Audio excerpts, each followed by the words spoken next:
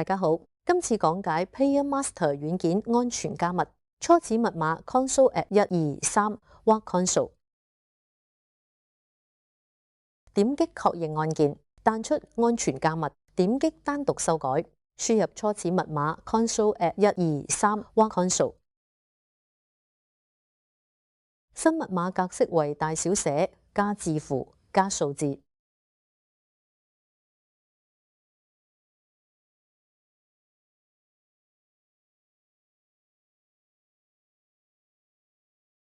彈出修改成功窗口，點擊去登錄，開啟安全驗證，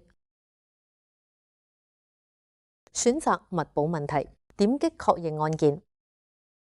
設置3個密保問題，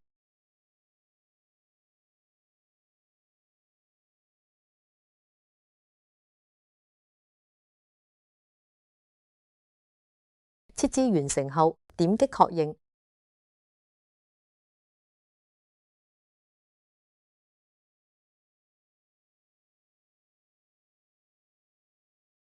也可設置密碼安全郵箱，點擊設置，輸入郵箱帳號。